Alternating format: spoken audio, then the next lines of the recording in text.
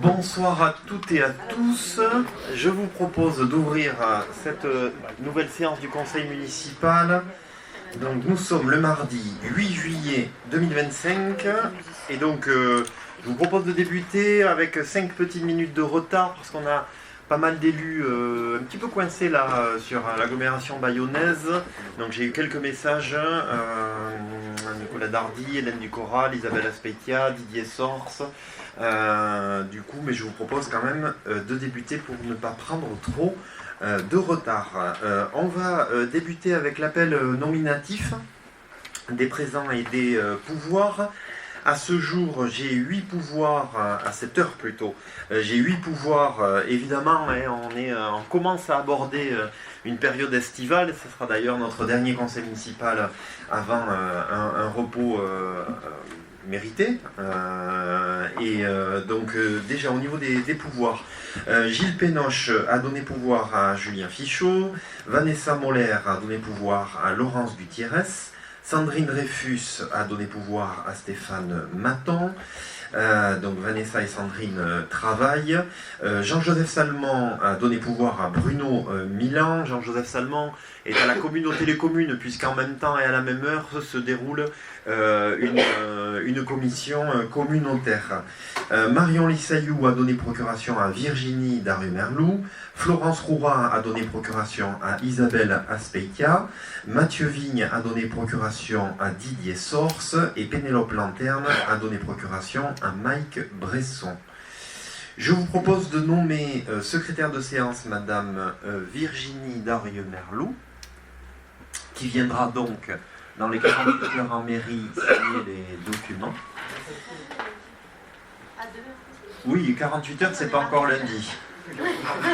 Et voilà. Donc voilà, l'éducation nationale commence à être en vacances. Pour ceux qui ne l'avaient pas noté, Madame Darumerlou est de l'éducation nationale, donc ça y est, elle est... Oui, bon, pardon. Est-ce que tout le monde a bien reçu les documents de cette séance ? Alors vous avez vu, il y a eu un petit complément qui a été fait suite à une petite erreur de pièce jointe. Donc vous avez reçu un petit mail supplémentaire. Du coup, je vous propose également de revenir sur le conseil municipal du 10 avril 2025 avec le procès verbal de ce conseil municipal que vous avez reçu également dans l'envoi des documents. Est-ce qu'il y a des commentaires ou des questions? Non. Qui est contre? Qui s'abstient? Et donc, ce procès verbal est validé, procès verbal du conseil municipal du 10 avril. Je vous propose donc de débuter les 20 délibérations à l'ordre du jour ce soir, comme je le disais, pour ce dernier conseil municipal avant l'été, même si on est déjà dans l'été depuis quelques jours. Et on va débuter avec Philippe Jory-Guibéry qui va enchaîner 3 délibérations liées au domaine public. Et on va débuter notamment avec le fameux centre technique d'exploitation routier et la cession de terrain au profit du conseil départemental. Philippe Jory-Guibéry. Ouais, bonsoir. Donc la délibération numéro 31. Oui. Pardon Philippe. J'ai juste, monsieur le DGS, il m'a pas dit, j'ai pas fait, voilà, j'ai cité les procurations, mais on va quand même faire l'appel. Donc Julien Fichot, présent, Laurence Gutiérez, présente. Donc Gilles Pénoche a donné procuration, Vanessa Moller a donné procuration, Philippe Pourteau, présent. Marina Boinet, présente. Hervé Labadie, présent. Sandrine Dreyfus a donné pouvoir à Stéphane Maton, présent. Philippe Jory-Guibéry, présent. Philippe Sabaté, présent. Laurent Pétriac, présent. Jean-Joseph Salmon donc a donné procuration à Bruno Milan, présent. Françoise Argous, présent. Serge Bauchir, présent. Marie-Christine Mirabel, présent. Nathalie Sabatier, présent. Hélène Ducoral du coup va vite arriver, Nicolas Dardy va vite arriver, Marie Darumerlou, oui. Virginie Darumerlou, présent. Marion Lissayou a donné procuration, Isabelle Aspeitia va arriver, Florence Roura a donné procuration à Isabelle Aspeitia, Mathieu Vigne a donné procuration à Didier Sors, qui va également vite arriver, Mike Bresson, présent. Pénélope Lanterne a donné procuration à M. Bresson. Je te redonne la parole, Philippe. Oui, donc la délibération numéro 41. Donc c'est une rétrocession de terrain. Donc le conseil départemental souhaite implanter le centre technique d'exploitation routier sur la commune de Saint-Martin. Et la commune de Saint-Martin-Seignance. C'est bon. La commune de Saint-Martin-Seignance a détaché un terrain afin d'y implanter ce centre technique. Un dépôt de permis de construire a été déposé le 26 juillet 2024. Donc le conseil municipal décide de vendre au profit du conseil départemental des Landes des parcelles cadastrées section B numéro 2227 et 2230 pour une contenance totale de 32 ar 91 centièmes, moyennant le prix de 1 euro, et d'autoriser M. le maire à signer les différents actes juridiques et administratifs et tout document y afférent. Merci Philippe. Bon, on se souvient, hein, c'est un sujet qui devient ancien maintenant, hein, sur ce centre technique. Alors justement, on a des nouvelles tout à fait fraîches puisqu'on était avec le département sur le chantier du collège tout à l'heure avec Philippe Joret-Libéry et Josse Salmon. Et on leur a demandé s'ils débutaient les travaux cet été. Ils nous ont dit, vous êtes tranquille pour cet été. Est-ce que vous allez débuter en septembre? Ils nous ont dit, vous êtes tranquille jusqu'à la fin de l'année. Alors nous, ça ne nous arrangeait pas, eux ils disaient tranquille, mais nous on aurait voulu qu'ils débutent les travaux mais parce qu'il y avait des sujets de mutualisation, notamment sur l'aire de lavage avec le centre technique, hein, on le voit, il y avait une voirie commune, et donc du coup, voilà. Bon, en tout cas, l'idée c'est qu'ils continuent de consulter les entreprises, et donc du coup le début du chantier ne serait qu'en début d'année 2026. Est-ce qu'il y a des commentaires ou des questions sur cette première délibération? Oui, monsieur Bresson. Oui, juste une question. C'est un dossier qui est très ancien, puisque c'est de la précédente municipalité qui l'avait initié. À l'époque, le département était très dynamique sur le sujet, puis petit à petit, au fil du temps, on l'a senti un peu en retrait, voire éventuellement en renonciation. Alors ma question est la suivante. Est-ce que le projet tel qu'il a été conçu, à un moment où le département n'était pas encore cet à devenir, a bien intégré le fait que le département allait venir? C'est-à-dire que, est-ce que la mutualisation est bien calée, quoi? Oui, effectivement, ils prennent du retard sur... je pense aussi que la constitution d'entreprise est un peu plus soutenue pour des raisons de négociation, mais le projet, le permis a bien été validé, enfin voilà, tout est conforme à ce qui avait été entendu déjà depuis que le département, je rappelle, nous avait aidé à financer la voie, ce qui était vraiment un signe sur la collaboration entre les deux entités. Je vous propose de passer au vote. Qui est contre? Qui s'abstient? Unanimité sur cette première délibération. Philippe va garder la parole sur un sujet qu'il maîtrise à double titre et on va parler du centre de secours et d'une cession du terrain au profit du conseil départemental, Philippe. Oui, donc la deuxième, la numéro 42, donc cession de terrain au profit du conseil départemental. Donc au profit du centre de secours et d'incendie de Saint-Martin-Seignance. Donc le conseil municipal décide de vendre au profit du conseil départemental des Landes de la parcelle cadastrée section B numéro 2229 pour une contenance totale de 30 ar 50 centièmes, moyennant le prix d'1 euro, et d'autoriser M. le maire à signer les différents actes juridiques et administratifs et tout document y afférent. Bon voilà, ça vous avez compris, ça n'avait jamais été réalisé et c'était toujours un terrain communal. Et donc du coup, on avait évoqué ça, notamment quand on parlait des accès du coup Philippe, c'était aussi le sujet voilà, de ce fameux accès existant, du portal, de plein de petits détails, et puis on le voit bien hein, par rapport à la future implantation de... Donc il n'y aura plus d'accès au niveau de la sortie des ponts. C'est ça. Est-ce qu'il y a des questions sur cette deuxième délibération? Je ne pense pas. Qui est contre? Qui s'abstient? Unanimité sur cette session. Je vous remercie. Et là aussi, c'était un sujet qu'on avait déjà évoqué au lotissement lotissement, en tout cas, chemin de Menuisier. Et donc, Philippe, je te redonne la parole pour des acquisitions toujours à l'euro symbolique. Voilà. Donc pour une rétrocession de terrain, donc la municipalité a décidé d'acquérir de M. Bernard Duplantier les parcelles cadastrées section AN 415, 418, 419 et 428, moyennant le prix d'1 euro. Le conseil municipal décide d'acquérir moyennant le prix d'1 euro symbolique les parcelles cadastrées AN 115, 418, 419 et 428 pour une contenance totale de 6 arts. Et de préciser que les frais d'acte seront à la charge de la commune et d'autoriser M. le maire à signer les différents actes juridiques et administratifs et tout document y afférent. Bon, on voit bien, donc du coup c'est on va dire le bord du chemin du menuisier, vous le voyez en bleu clair. Est-ce qu'il y a des votes contre, des abstentions, unanimité, pardon. Je vous remercie sur ce sujet. On va aborder les ressources humaines avec l'adjoint aux finances et aux ressources humaines Hervé Labadie, et notamment le remplacement d'un agent public momentanément indisponible. Il me semblait qu'on avait déjà par le passé délibéré sur ce sujet, non? Il me semblait qu'on avait complété, non. Hervé Labadie.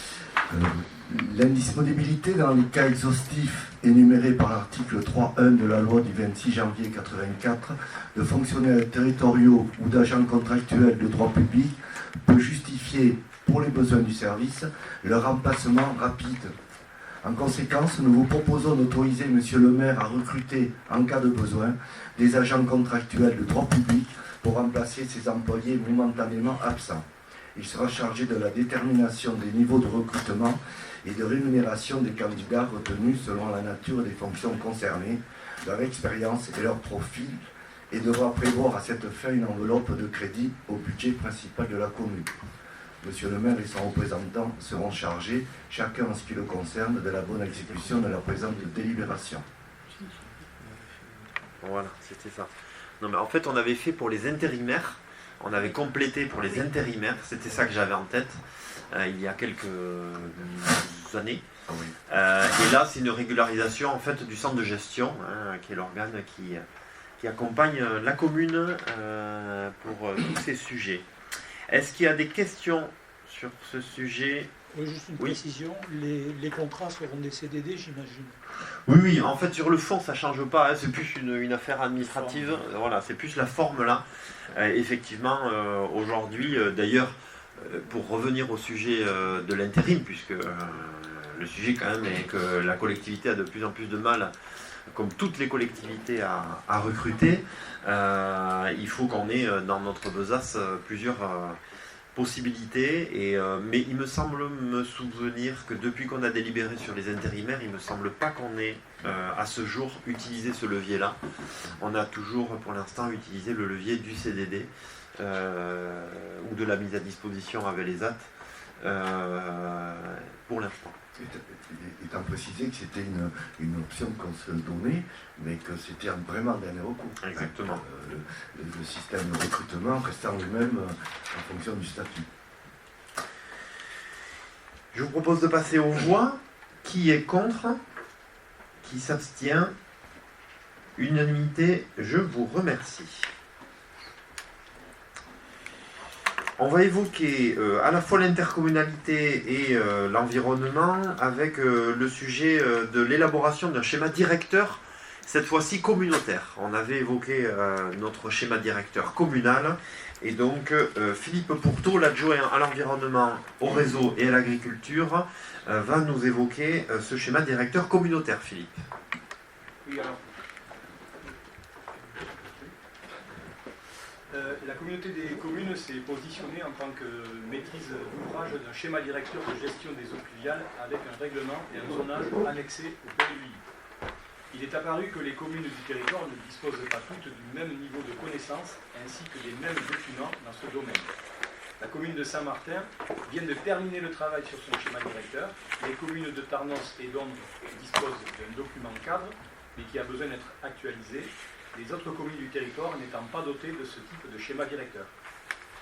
Il est donc proposé aux communes du territoire de se joindre à la communauté de communes afin de porter de façon mutualisée l'élaboration d'un schéma directeur couvrant l'ensemble du territoire de ces 8 communes. La convention annexée à la présente délibération a pour objet de désigner la communauté de communes en qualité de maître d'ouvrage unique pour la réalisation des schémas directeurs et de préciser la participation financière de la communauté des communes du Seignas et des communes du Seignas. Donc la commune de Saint-Martin a engagé dès 2021 une telle démarche, mais consciente que la gestion des eaux pluviales se gère à l'échelle du bassin versant et non d'une seule commune, et dans le cadre d'une solidarité intercommunale nécessaire sur ce sujet transverse, a accepté de se joindre au projet communautaire en faisant valoir la spécificité de sa situation.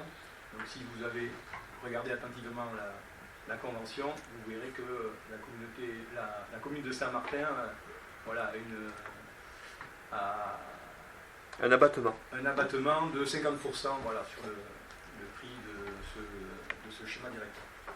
Donc, après l'avoir délibéré, le conseil municipal décide, article 1, d'approuver les termes de la convention et répartition financière pour l'élaboration d'un schéma directeur communautaire dont le projet est annexé à la présente délibération. Et article 2, d'autoriser M. le maire à signer la dite convention. Article 3, de préciser que les crédits nécessaires seront inscrits au budget. Merci Philippe. Est-ce qu'il y a des commentaires ou des questions? Oui, Mike. D'abord une remarque, dans les considérants, il est indiqué ceci. Considérant que c'est pour cette raison que la communauté de communes s'est positionnée en tant que maître d'ouvrage d'un schéma directeur de gestion des eaux pluviales avec un règlement et un zonage annexé au PLUI. En réalité, aujourd'hui, il n'est pas annexé, donc je pense que la formulation est mauvaise et qu'il faudrait mettre qui sera annexé au PLUI. Oui. Parce qu'en plus, il y a une remarque qui a été faite comme étant préjudiciable au PLUI, le fait qu'il n'y ait pas eu de... si, parmi les remarques des personnes publiques, il y a celle-là. On verra, on le traitera en temps voulu. Mais ça n'est pas une obligation. Hein, exactement. C'est très clair. Mais c'est recommandé. Alors, sur le fond, il se trouve que j'ai eu l'occasion, dans un passé professionnel, d'établir le schéma directeur des eaux pluviales de l'agglomération de Bayonne en 2009. Et à l'époque, on avait évidemment prévu des bassins pour les constructions nouvelles. Mais si on ne construit des bassins que pour les constructions nouvelles, on ne va pas résoudre le problème. Et on avait eu une bataille politique, hein, je dois le dire, entre des élus porteurs du dossier et des élus qui étaient plutôt récalcitrants sur la proposition qui était faite par ces élus. En fait, sur les constructions anciennes, on ne pouvait pas imposer des réalisations de bassins à celles qui n'en avaient pas. Mais par contre, quand une opération existante donnait lieu à un permis modificatif, à un agrandissement, etc., était pris en compte non seulement la surface nouvelle ajoutée, mais également la surface existante, ce qui permettait d'améliorer le passif. Et je vous soumets l'idée, monsieur le maire, parce que c'est quelque chose de fondamental, l'adaptation du territoire. Quand on pense au changement climatique, il est fondamental que le territoire s'adapte. Et si on n'agit que sur les constructions nouvelles, on ne réussira pas le pari. Voilà, c'est tout ce que je voulais dire. Oui, effectivement, il y a ces sujets sur l'existant et d'avoir un règlement demain qui ne s'appuie pas uniquement pour les constructions nouvelles. Il y a beaucoup de sujets en fait qui ont été ouverts là avec le cabinet qui nous accompagnait et qui accompagne la communauté. C'est pas le même d'ailleurs. Du coup, voilà, il y a d'ailleurs aussi une harmonisation à amener entre une commune et une communauté des communes, puisqu'aujourd'hui il y a quand même des sujets un peu différents selon les territoires. Alors, nous on a quand même aujourd'hui un résultat qui nous satisfait, mais on trouve effectivement que ça a du sens de se mettre à 8 autour de ces sujets diablement compliqués avec ces enjeux climatiques qui nous déstabilisent. Bon, je voulais juste dire aussi que ça représente une somme totale, puisque tout à l'heure Philippe l'évoquait, de 117 000 euros TTC, donc vous voyez que c'est quand même des études importantes, que du coup la commune de Saint-Martin, de par son avancée sur ce schéma, a un abattement de 50%, c'est la seule, donc au final nous ça ne nous coûte que 5 000 €. Voilà, 5 096 € hors taxe. Pour vous donner une idée, ça coûte le double, évidemment, 50%. Du coup, derrière. Je sais pas ce que c'est ce... Donc voilà, juste, je voulais dire aussi, parce que il me semble, je vais faire un peu de politique fiction, il me semble que dans quelques jours, le gouvernement va annoncer quelques mesures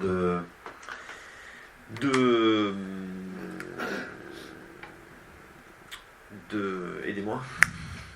Non. De restrictions budgétaires. Et voilà, je voulais juste dire que dans la délibération, il y avait une subvention qui était demandée à l'agence de l'eau et que je trouve incroyable que le gouvernement sollicite la suppression de certains intermédiaires de l'État quand on connaît l'importance de l'agence de l'eau sur tous ces sujets. Je peux vous dire qu'il y a beaucoup de communes qui vont se retrouver en difficulté de par potentiellement des crédits qui baisseront au niveau de l'agence de l'eau.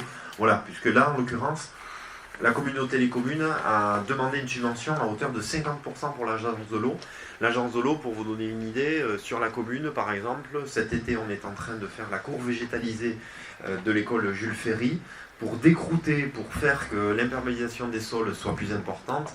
Mais par exemple, l'agence de l'eau nous aide dans ce financement-là. Et évidemment qu'aujourd'hui, si on n'avait pas ces financements de l'agence de l'eau, eh bien, ça mettrait en difficulté beaucoup de projets sur cette thématique de transition écologique. Oui, monsieur Bresson. Oui, par rapport à ce que vous venez de dire, on peut supposer quand même que le gouvernement ne va pas simplement supprimer des intermédiaires entre les collectivités et l'État. Vous citez l'exemple de l'agence de l'eau. Et pour reprendre cet exemple-là, l'agence de l'eau, elle est financée par des recettes qui viennent de notre consommation d'eau. Et donc ces recettes, elles vont perdurer. Elles seront vraisemblablement versées à une autre collectivité, on peut penser la région, par exemple, ou le département, qui interviendrait en lieu et place des agences de l'eau, puisque les territoires des agences de l'eau sont interrégionaux. Mais bon, enfin, il faut espérer. J'adorerais que vous ayez raison, M. Bresson, mais il me semble que j'ai compris qu'il y avait beaucoup de pragmatisme et d'attendus très bassement mathématiques de la part du gouvernement. Donc, oui, mais c'est une recette qui est indépendante. Oui, mais vous l'avez compris que sur d'autres sujets, sur l'ADEME, c'est la même chose. Il y a beaucoup de sujets comme ça sur ces intermédiaires. Si vous avez raison, ça me va parfaitement. Je pense que j'aurai raison. On verra. Je vous propose de passer au vote donc, pour cette approbation de la convention donc, avec la communauté des communes. Qui est contre, qui s'abstient, unanimité. Je vous remercie de cette 45e délibération. On va passer donc à la police municipale. Et à un petit sujet, les objets trouvés et les affectations numéraires au niveau du CCAS. Philippe Joré-Guibéry. Oui, donc pour la délibération numéro 46, concernant les objets trouvés, plus précisément le numéraire, régi par l'arrêté municipal, police municipale 2023-/01, l'argent retrouvé, quand l'argent retrouvé n'a été ni réclamé par le propriétaire ni par l'inventeur à l'issue de l'année suivante son dépôt dans le service de la police municipale. Le conseil municipal décide de reverser le montant de l'argent retrouvé au CCAS de la commune de Saint-Martin-Seigniance à l'absence de réclamation par le propriétaire ou l'inventeur à l'issue de l'année suivant son dépôt dans le service de la police municipale. Monsieur le maire, de procéder à l'ensemble des démarches administratives rendues nécessaires ainsi qu'à la signature de tout document. Alors je vous rassure, ne soyez pas inquiets, on ne va pas avoir demain un budget du CCAS qui va doubler grâce à cela. C'est plus une procédure administrative au cas où, si ça nous arrive. Mais voilà, pour l'instant, nous n'avons que des vieux vélos, voilà, des choses comme ça, mais pas forcément beaucoup de numéraires et pas forcément de trésors dans le jardin qui sont retrouvés par les polices municipales. Mais la rédaction est un peu ambiguë quand même. Hein. Dans le considérant, on a l'impression qu'il y a de l'argent qui a été retrouvé, qui n'a pas été réclamé et qu'on va le verser. Mais voilà, si le cas arrive, de régulariser ça. Voilà, c'est des régularisations. On a des consignes, c'est un peu ambigu, quoi. Ah oui, on va vérifier. Qui est contre? Qui s'abstient? Unanimité sur cette délibération pour la police municipale. On va revenir sur une délibération qu'on avait déjà réalisée sur la taxe d'aménagement, où on va préciser les choses. Hervé Labadie, l'adjoint en finances. Lors de sa séance du 2 décembre 2013, le conseil municipal a approuvé l'instauration d'un taux de taxe d'aménagement de 20% sur le secteur de Guitare, ceci afin de permettre le financement de lourds travaux d'investissement d'équipements publics dans le cadre de la réalisation de logements collectifs et individuels.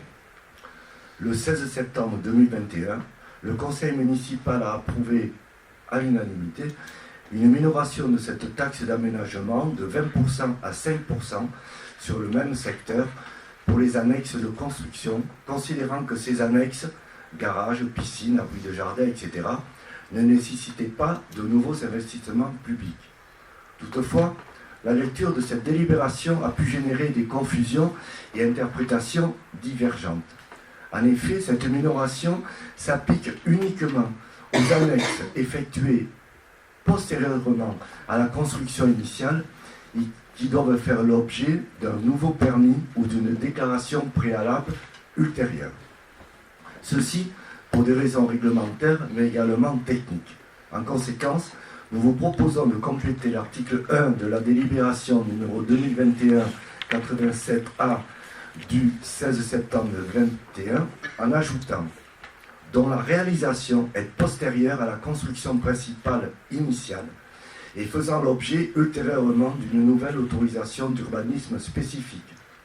Monsieur le maire et ses représentants seront chargés, chacun en ce qui le concerne, de la bonne exécution de la présente délibération. Bon voilà, vous avez compris, les choses sont claires. Il y avait une petite ambiguïté. Et Hervé, dans les relations avec l'administration fiscale, voilà, a vu cette petite précision. Oui, oui, monsieur Bresson. Oui, je reviens sur une remarque que je vous avais faite à l'époque de la première délibération. Il semble que, alors dans le cadre de la modification du PLU, on avait étendu la zone de Guitare sur un certain nombre de terrains. Ces terrains-là ne faisaient pas partie de la zone originelle sur laquelle il avait été appliqué cette taxe d'aménagement majorée à 20%. Or, il semble, mais j'en ai pas eu les éléments, il semble que des personnes ont déposé des permis de construire sur la zone étendue, c'est-à-dire où on devrait avoir une taxe d'aménagement normale, et eu appliqué une taxe de 20%. En tout cas, c'est ce qui m'a été signalé par les personnes concernées. Non. Donc si vous pouviez le vérifier, parce que... Ah non, mais c'est vérifié. Alors là, je peux vous dire que sur ce sujet, mais je laisse Hervé répondre. Oui, c'est tout vérifié. Je suppose que tu parles du lotissement tiré aux chênes, certainement. Oui. L'extension... Il n'y a aucune ambiguïté là-dessus. Il est, dès l'origine, dans le périmètre de la zone, alors je n'ai plus la référence, mais dès le début, cette parcelle était dans la zone de Guitare qui était taxée à 20%. Il n'y a aucune ambiguïté là-dessus. Malheureusement. Malheureusement, parce que bon, après, je trouve ça étonnant. En fait. Alors, j'étais pas, évidemment, mais ça a été revu avec l'urbanisme, parce qu'évidemment, on s'en inquiétait, hein, on sait bien... Bon, voilà, le ressenti qu'on a sur cette taxe et sur ce taux, on a essayé de trouver le meilleur compromis possible.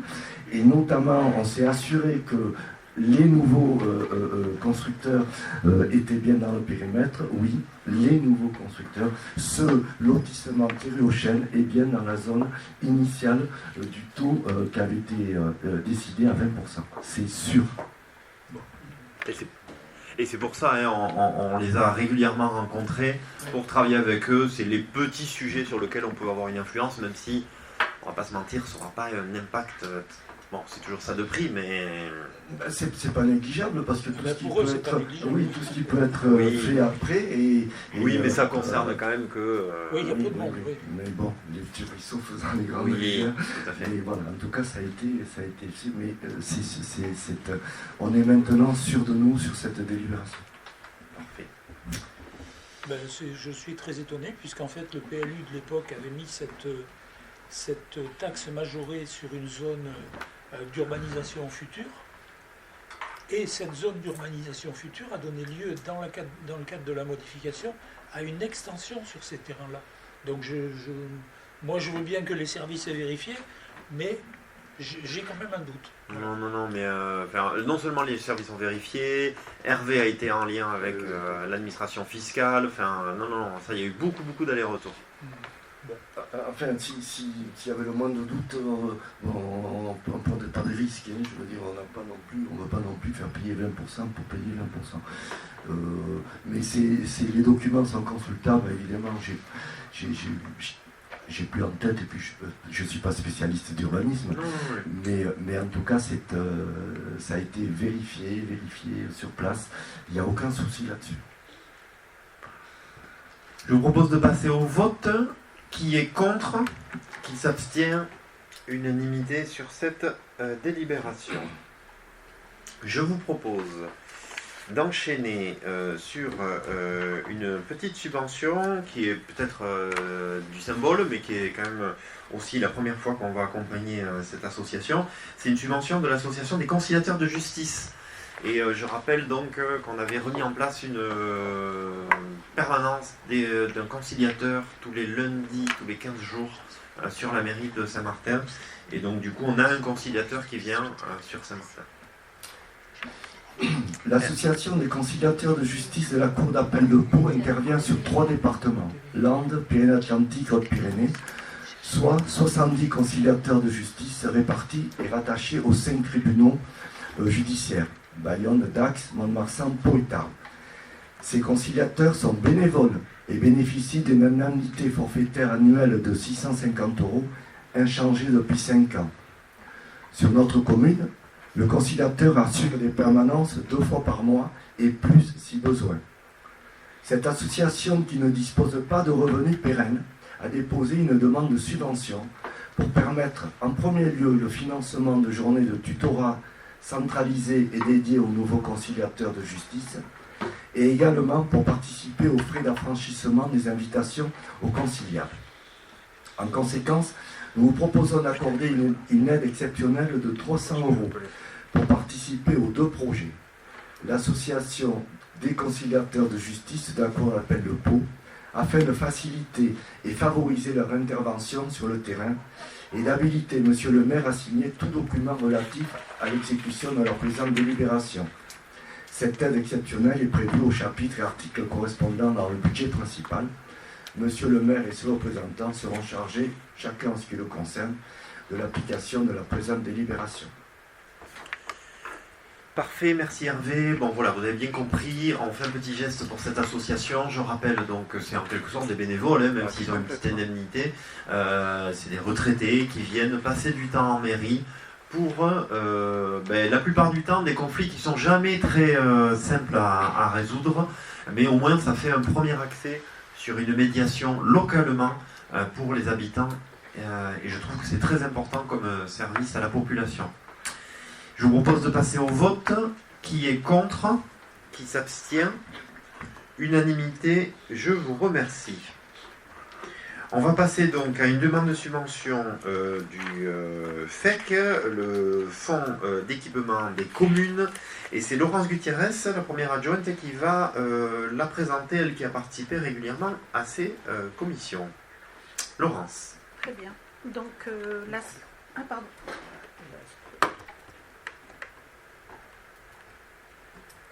Donc l'Assemblée départementale a donc adopté la répartition du Fonds d'équipement des communes pour l'exercice 2025. Donc le canton de la commune pourra bénéficier d'une dotation totale de 51 304 € avec pour objet d'aider les communes pour leurs dépenses d'investissement. La commune de Saint-Martin a souhaité présenter le projet de réhabilitation des vestiaires du stade de foot de Barère. Le montant de ce projet s'élève à 555 822 €. La commune a donc demandé au conseil départemental d'obtenir une subvention de 30 000 € dans le cadre du Fonds d'équipement des communes 2025 pour ce projet de réhabilitation. Merci Laurence. Donc du coup, comme la commission a eu lieu, je peux vous donner le montant que nous avons obtenu. On a obtenu un montant de 16 500 €. Donc c'est une bonne nouvelle. Les 8 communes du canton se sont mis d'accord pour un fonctionnement assez simple, c'est que on préfère soutenir fortement sur une année plutôt que d'éparpiller, puisque 51 000 € divisé par 8, vous avez bien compris que ça ferait un chiffre des fois faible. Donc du coup l'idée c'est que par exemple la commune de Saint-Martin ne propose que tous les 2 ans des projets. Donc voilà, donc là on a ce terrain ces vestiaires du foot, donc ça fera 16 000 €. Je précise, tant que j'y suis, qu'on est toujours en attente de l'aide de la Fédération française de foot, qui est très très longue à venir, en tout cas la réponse. Logiquement on doit avoir un montant, mais voilà, on l'attend toujours. Donc voilà, bon, simplement pour le sujet de ce cofinancement. Est-ce qu'il y a des questions sur ce FEC 2025 ? Non. Donc je vous propose de passer au vote. Qui est contre? Qui s'abstient? Les 29 élus de ce conseil municipal valident cette 49e délibération de l'année. On va passer donc sur un sujet, sur un premier sujet scolaire, avec Stéphane Maton, l'adjoint au sujet scolaire, à l'enfance, à la petite enfance et à la jeunesse, et on va parler de transport, Stéphane. Bonsoir à tous. Donc, délibération numéro 50 qui concerne la convention avec les syndicats des mobilités du Pays Basque Ado de substitution pour le paiement de la tarification du transport scolaire des élèves de la commune. Depuis 2022, la commune de Saint-Martin-de-Seignances souhaite que la gratuité des transports scolaires soit appliquée à l'ensemble des élèves du secondaire de sa commune et accepte de prendre à sa charge les élèves exclus par le règlement défini par le département des Landes. La convention qui était en vigueur expirait donc le 5 juillet. Elle prévoyait de définir les conditions dans lesquelles la ville de Saint-Martin-de-Seignances se substitue aux familles des élèves du secondaire pour le paiement de la tarification applicable. Cette convention acte la volonté de la commune de Saint-Martin-de-Seignances de maintenir une prise en charge du coût pour la gratuité pour les années scolaires de 2025-2026 et 2026-2027. Aussi, je vous propose d'approuver la convention avec le syndicat des mobilités Pays Basque Ado de substitution pour le paiement de la tarification du transport scolaire des élèves de la commune et d'autoriser Monsieur le maire à signer la dite convention ainsi que tout document afférent.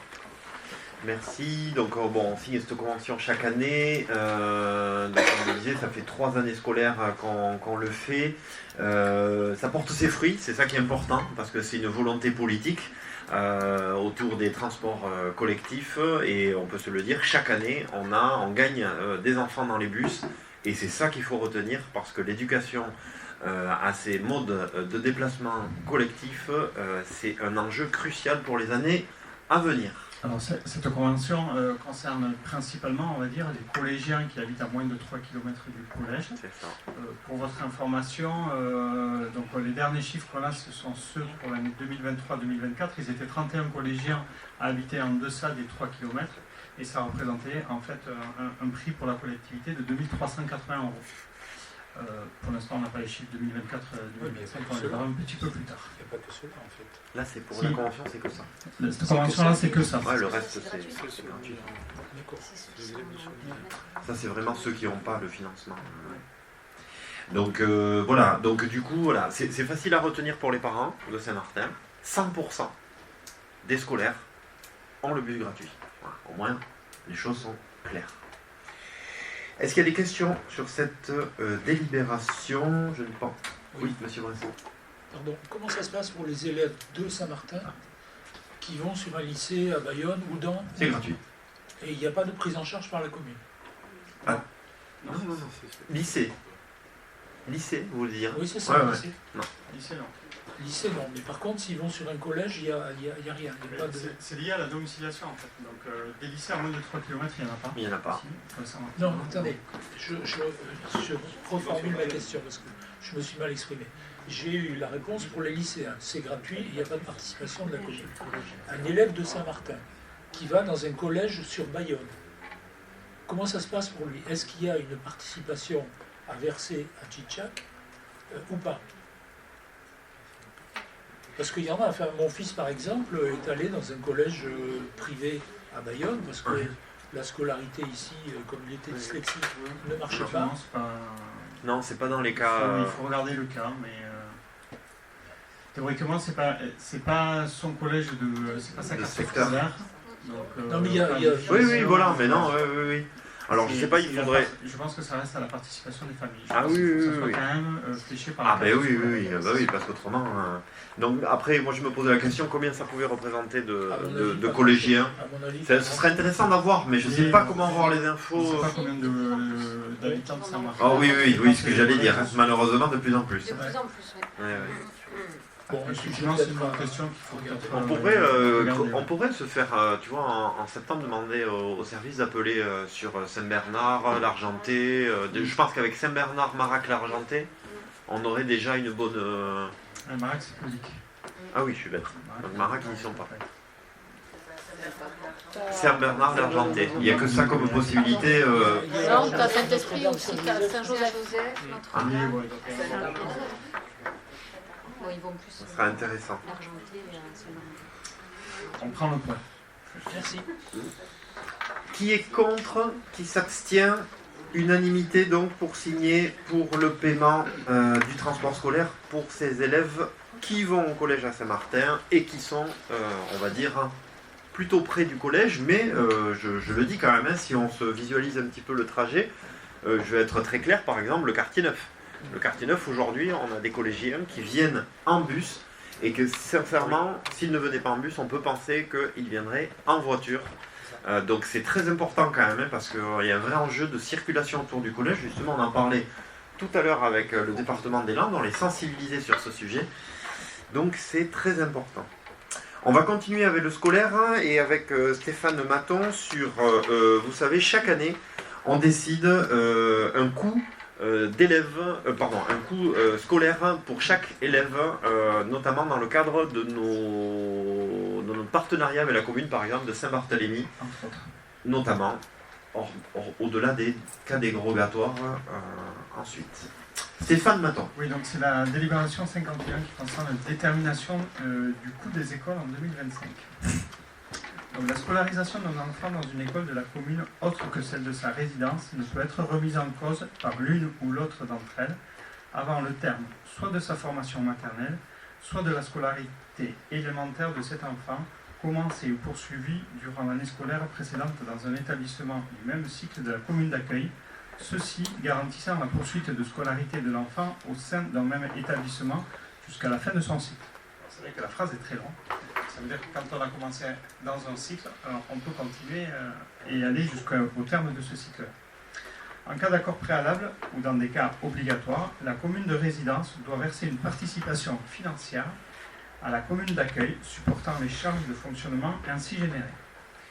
La contribution de la commune de résidence doit tenir compte des ressources de cette commune, du nombre d'élèves de cette commune scolarisés dans la commune d'accueil et du coût moyen par élève calculé sur la base des dépenses de l'ensemble des écoles publiques de la commune d'accueil. Si la commune de Saint-Martin-de-Seignance accueille des enfants non résidents dans ces établissements scolaires publics, elle est amenée à demander une participation aux communes extérieures.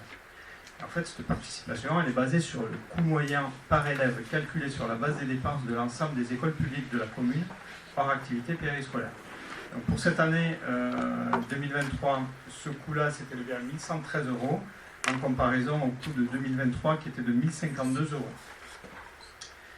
aussi, je vous propose d'arrêter le montant de la participation financière aux frais de fonctionnement des écoles pour l'année scolaire 2025-2026 à la somme de 1 113 €.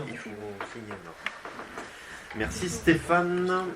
Toujours des délibérations importantes. Je le dis aussi, on voit que les demandes de dérogation s'intensifient, ce qui ne va pas vous surprendre au vu du sujet logement actuel. On voit bien qu'on va vers des sujets nombreux sur ces dérogations. Par exemple, papa-maman se séparent. Je veux que... alors là, on parlait tout à l'heure d'un cas avec Stéphane. Papa est à Saint-Martin, maman est à Bayonne. Je veux que notre enfant soit à Tarnos. Bon, voilà, c'est toujours pareil. Ça arrange papa et maman. Mais en termes éducatifs, pour les enfants, là, de suite, c'est plus compliqué. Du coup, là, pardon, c'est bon. Oui, oui, vas-y. La règle, c'est quand même de rester sur ce qui est fixé par le cadre pour justement éviter tous ces cas un petit peu atypiques où voilà, on en a de plus en plus et les personnes deviennent de plus en plus insistantes. Donc de rester dans la règle, c'est quand même ce qui nous préserve de remonter plutôt agressivement. Oui. Merci Stéphane. Est-ce qu'il y a des questions sur ce cours moyen?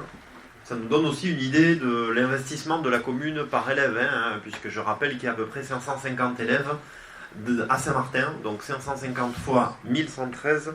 Vous ferez tous le calcul et vous comprendrez que l'investissement sur ces sujets d'éducation sont des enjeux prioritaires. On va passer au vote. Qui est contre?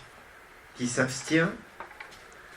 Unanimité sur cette 51e délibération. On va évoquer le numéru notamment et la dénomination de nouvelles parcelles, de nouveaux accès, de nouvelles voies. Et on va débuter avec justement la place qu'on voit de plus en plus se dévoiler. C'est la place de l'îlot Claverie. Philippe Jory-Guibéry. Il est indispensable de poursuivre l'opération numérique et ainsi d'attribuer des noms de rues au nouveau programme d'urbanisation. Le programme immobilier situé au bourg, à l'intersection de l'avenue de Barrère et de la route Océane, sur le site communément appelé Claverie. La volonté des citoyens et élus, suite aux ateliers participatifs, de rendre hommage à la personnalité emblématique de Madame Marie Claverie, qui a marqué durablement l'histoire communale de cette partie du bourg. Le conseil municipal décide de nommer place Marie Claverie, la place en cours de réalisation située au bourg, à l'intersection de l'avenue Barrère et de la route Océane. Merci Philippe. Bon voilà, c'était annoncé depuis de longs mois, c'était une volonté des élus qui a été partagée avec les citoyens qui ont vraiment été enthousiastes aussi pour la nomination de cette place Marie Claverie, en précisant bien, non pas place Claverie, mais place Marie Claverie. Et donc voilà, je trouve que c'est un beau clin d'œil et un important clin d'œil à ce lieu chargé d'histoire. Est-ce que ça amène des commentaires ou des questions? Je vous propose de passer au vote. Qui est pour? Qui est contre? Qui s'abstient? Donc 29 pour cette dénomination de la nouvelle place Marie Claverie. On va continuer, mais sur peut-être un lieu un peu moins glamour, mais tout aussi important, c'est les zones économiques. Et notamment, on va aller pas loin, sur la route d'Ondre, à Souspès, Philippe, pour dénomination de rue. Oui, donc une deuxième délibération pour dénommer une rue. Donc le conseil municipal décide de nommer la nouvelle impasse desservant à l'intérieur de la zone artisanale et économique de Souspès, allée de Mondonville. Merci Philippe. Donc du coup, pour ceux qui ont été récemment sur place, on le voit sur le plan, c'est tout simplement dû à une session. Vous voyez, on voit tout à fait qu'au sud du point orange, on a des lots qui pouvaient être, on va dire, créés. Et donc il y a, Philippe, combien de lots? 2 ou 3? 3 lots qui ont été créés et qui sont d'ailleurs en cours d'aménagement. La voirie est terminée. Et donc du coup, ça va donc pouvoir étoffer cette zone, et je trouve en respectant le couvert forestier, puisque je précise que voilà, il y a eu un travail qui a été fait avec le CPIE autour de cette zone pour conserver tout le couvert forestier et notamment même des espaces les plus larges possibles. Et je trouve que c'est important de le souligner. Parce que c'est important que sur nos zones économiques, on ait aussi cette attention à l'environnement d'une manière générale. On a assisté justement hier avec Laurence Gutiérrez à une réunion qui est importante pour la commune sur la requalification des zones économiques et notamment sur ces enjeux de transition écologique.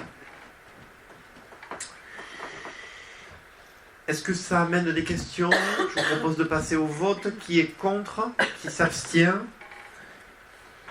Unanimité pour ces deux délibérations sur le sur la nomination de nouvelles places et voiries. Je vous remercie. On va évoquer une délibération qui est à la frontière entre la commission finance et la commission urbanisme. Donc du coup, évidemment, dans la continuité notamment par exemple le projet Claverie, c'est la demande de subvention au fonds vert. Et notamment une aide aux maires bâtisseurs. Alors je peux des fois, et il m'est arrivé par le passé, dans un passé récent, de regretter le statu quo du gouvernement sur ces enjeux de logement, mais là je voudrais féliciter le gouvernement pour cette décision. C'est le soutien à la production de logements. Je vous rappelle qu'on est sur des années plus que délicates en matière de construction de logements. Je rappelle 2 chiffres. Nous avons passé une année 2024 avec 250 000 mises en chantier de logements, ce qui est le plus bas chiffre depuis les années 50 dans notre pays. Quand, pour vous donner une idée, en 2017, on en faisait plus de 430 000. Donc vous voyez le gouffre en quelques années. Et là, donc du coup, il y a une enveloppe de 100 millions d'euros qui a été débloquée par le gouvernement. Alors, je le dis d'autant plus qu'on vient de parler de budget tout à l'heure et peut-être des économies que va proposer le gouvernement dans les jours à venir. Donc déclencher une enveloppe à ce niveau-là, c'est quand même un geste important. Et donc du coup, c'est l'objet de cette délibération sur les maires bâtisseurs. Même si je pense malheureusement que ça sera insuffisant, parce que voilà, ça ne concerne que certains projets sur, on va dire, une ouverture dans le temps qui est tout à fait particulière, puisque vous savez que les fins de mandat sont jamais les années, ou les débuts de mandat sont jamais les années où on construit le plus de logements. Et là, l'aide aux maires bâtisseurs concerne pile poil cette période-là. Donc c'est ça, alors d'après ce qu'on voit en plus depuis le début d'année, c'est timide quand même, les communes qui s'associent à cette aide aux maires bâtisseurs. Eh bien nous, sur Saint-Martin, c'est clair, on veut soutenir ce sujet du logement pour tous, et surtout, vous le savez, et je ne vais pas vous surprendre, du logement abordable à tous. Et donc vous verrez dans cette délibération que ça concerne quand même potentiellement une aide qui est très importante, puisque ça pourrait représenter plus de 400 000 euros, 409 000 euros en tout. Donc pour résumer, une aide entre 1 000 et 2 000 euros par logement, un bonus de 1 000 à 1 500 euros par logement social, et il y a encore un bonus pour tout ce qui concerne les bâtiments biosourcés ou les bâtiments basse consommation, notamment pour la rénovation. Donc c'est un sujet très important. Nous, j'ai souhaité avec Gilles Pénoche qu'on puisse de suite se positionner. Ce qu'on fait avec cette délibération, vous avez vu que c'est sur une enveloppe du coup qui concerne évidemment que les communes qui sont en zone tendue, ce qui est notre cas, que les communes qui n'ont pas atteint les 25% de la loi SRU, ce qui est notre cas évidemment, même si on grignote quelques petits pourcentages année après année, et qu'on arrive à un taux quand même, je le dis, en arrondissant, on a 18%, on n'a vraiment pas à rougir sur notre territoire de l'effort depuis 20 ans de la commune de Saint-Martin pour ce sujet du logement abordable, mais on sait aussi que vu la demande aujourd'hui et la difficulté de ce parcours de logement pour les habitants, il y a vraiment un grand sujet avec du coup le financement de ce logement abordable. Il est proposé au conseil municipal de décider, de constater que les besoins et projets de notre commune répondent pleinement aux critères de l'aide aux maires bâtisseurs décidés par l'État, de solliciter auprès de l'État l'aide financière la plus élevée possible au titre du fonds vert et l'aide aux maires bâtisseurs, d'autoriser monsieur le maire à signer tout document. Est-ce qu'il y a des questions ou des commentaires? Oui, Mike. Oui, on connaît tous les enjeux du logement social, et c'est effectivement une très bonne chose que le gouvernement ait mis en place cette aide et que notre commune corresponde aux critères qui ont été fixés. Néanmoins, je pense que vous l'avez vu, il y a 2 conditions essentielles pour pouvoir bénéficier de cette aide, c'est qu'il n'y ait pas d'étalement urbain et qu'il y ait une délivrance rapide des autorisations de construire.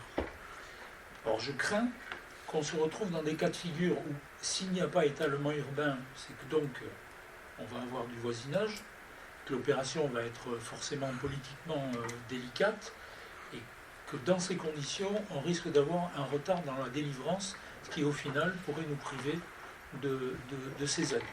Voilà, donc je voulais attirer votre attention sur ces 2 aspects-là. Aujourd'hui, dans tous les cas, Monsieur Bresson, vous n'êtes pas sans savoir que toutes les communes de France doivent respecter la loi zéro artificialisation nette et la loi de l'étalement. Je rappelle d'ailleurs que c'est pas nouveau, ça fait 15 ans que l'État, quels que soient les partis politiques, demande aux communes de ne plus s'étaler pour sauvegarder les terres agricoles. Donc c'est pas un sujet qui a quelques semaines ni quelques mois, mais qui a une quinzaine d'années et que le législateur s'est emparé depuis 15 ans de ce sujet de l'étalement urbain. C'est pas le sens de mon propos. Oui, mais je veux dire, c'est pas une surprise que l'État conditionne les aides au respect de cette volonté, qui d'ailleurs va dans le bon sens. On le sait aujourd'hui, les enjeux agricoles et environnementaux nous poussent à revoir ces modèles-là. Aujourd'hui, ici, on regarde les opérations depuis 15 ans sur Saint-Martin, elles respectent tous, la plupart, cette injonction-là de la densité. Et ensuite, je trouve que le mérite de cette volonté de l'État d'associer aussi sur la rénovation, un sujet très important, un sujet très important, du coup, et qu'on n'a pas forcément toujours vu dans les dernières, on va dire, les derniers cahiers des charges de l'État. Je trouve que c'est important que la réhabilitation et la rénovation soient intégrées là-dedans, et je trouve que c'est une bonne chose. Du coup, après sur les mises en chantier, on a quand même une mise en chantier effective qui est à mi-2027, ce qui laisse 2 ans du coup à la commune pour lancer effectivement ces chantiers. Bon, 2 ans, on est quand même encore dans du rythme. Je pense que, pardon monsieur le maire, mais je pense que vous n'avez pas compris le sens de... Pardonnez-moi de le dire comme ça. Le sens de mon observation. En fait, le fait qu'il n'y ait pas d'étalement urbain, c'est clair, c'est un sujet qui n'est pas nouveau. Par contre, on sait, vous savez aussi bien que moi, quelle est la difficulté politique d'autoriser une opération de logement collectif au milieu d'un habitat pavillonnaire. Comme l'un des critères est celui de la délivrance rapide de l'autorisation de construire, je crains qu'on ait des difficultés de ce côté-là. Non, mais j'avais tout à fait compris, Monsieur Bresson, vous inquiétez pas, j'avais tout à fait compris l'objet de votre intervention. Et d'ailleurs, vous connaissez le sujet, puisque vous avez eu à traiter pendant votre mandat des opérations en plein espace pavillonnaire. Je pourrais vous citer par exemple le projet de Canavera, qui était en plein espace pavillonnaire, en plein lotissement. Du coup, vous voyez que c'est possible. Aujourd'hui, je trouve que c'est très rassurant, et on a eu ces échanges pendant le plan local d'urbanisme et l'avis de la commune sur ce plan local d'urbanisme intercommunal. C'est très rassurant pour les habitants. On a dit que la densité, elle se ferait sur les grands axes de la centralité. Ce n'était pas forcément le cas à cette hauteur il y a quelques années. Le plan local d'urbanisme, il a cette vocation-là de dire aux habitants, et c'est ce qu'on tient comme discours depuis de longs mois et finalement années, on dit le devenir de Saint-Martin se fera au bord du tracé de la ligne 24 Tchitchak et du bourg et du quartier neuf. Et donc justement, l'étalement urbain de la commune de Saint-Martin depuis les années 90, il n'est pas forcément sur ces espaces-là, il est plutôt donc en lisière de la centralité, sur des lotissements qui ont été faits par le passé, et on n'a pas à rougir de lotissements, parce que c'est l'histoire du pays, j'allais dire, et de l'urbanisme en France. Mais je veux dire, aujourd'hui, moi, il y a simplement que je regarde très pragmatiquement depuis 5 ans sur l'ensemble des projets immobiliers de la commune qui représentent, il y a eu une dizaine de projets qui ont été passés en conseil citoyen, il y a eu un recours sur 10 projets. Voilà. Donc du coup, aujourd'hui, je me permets d'être optimiste parce que je crois que le sujet logement est tellement préoccupant aujourd'hui pour les habitants. Et d'ailleurs, on a un projet immobilier juste à côté, au Clos Saint-Martin, qui vient d'être livré, qui ravit tous les habitants et qui ravit même les habitants qui n'y habitent pas. C'est-à-dire qu'ils voient que c'est possible de faire des bâtiments bien insérés, avec une insertion paysagère, et en prenant effectivement le temps, mais encore une fois, aujourd'hui, sur ce temps, on ne va pas mégoter sur le temps du pré-projet, ça je suis tout à fait d'accord avec vous, et on a aujourd'hui mis en place, je le redis, des commissions citoyennes où on tire au sort des habitants pour travailler avec le projet. On en a eu encore une, il y a une semaine, où on a pu évoquer tous ces enjeux d'insertion d'une manière générale, et c'était très précieux pour la commune d'avoir ces temps, et vous savez que je crois ferme à cette instance citoyenne qui permet aussi de faire de la pédagogie et de faire qu'on est plutôt en sérénité pour accompagner ces projets. Mon propos n'était pas de critiquer ces instances-là. Vous avez bien compris, monsieur Bresson. Mais par contre, est-ce qu'on a une idée de ce que le gouvernement entend par délivrance rapide des autorisations de construire? Parce qu'aujourd'hui... Ah oui, non, mais c'est très clair. Hein. C'est 31 mars 2026 pour le permis de construire et mise en chantier de 2027. D'accord. Voilà, c'est très clair. Donc là-dessus, vous ne craignez pas qu'on soit... Ah mais après, j'allais dire, on ne prend pas beaucoup de risques. Hein. Je veux dire, les projets qui seront prêts, on sera éligible. Là, vous doutez bien, qu'est-ce qu'on a fait? On a eu la mer large. Hein. On a essayé de... Effectivement, je peux déjà vous dire que je ne pense pas que la totalité des projets qu'on a prévisionnés arriveront à respecter ce délai. Mais aujourd'hui, saisissons cette opportunité financière qui fait que ça sera plus aisé pour les habitants d'acquérir du logement. Parce que l'enjeu du maire bâtisseur, c'est ça, hein, c'est faire baisser les prix. Moi, je le dis, faire baisser les prix, mais aussi construire des aménagements publics de qualité autour. Parce que c'est ça aussi, hein, plus on a un bilan financier acceptable et plus la qualité du projet est haute, on va dire. Donc, effectivement, aujourd'hui, on a certains projets, on va faire le maximum, et en respectant notre rythme, entre guillemets, on ne va pas faire accélérer les projets, évidemment, et surtout, on ne va pas atténuer notre exigence sur la qualité. Je vous propose de passer au vote. Qui est contre? Qui s'abstient? Unanimité sur cette aide au maire bâtisseur. Je vous remercie.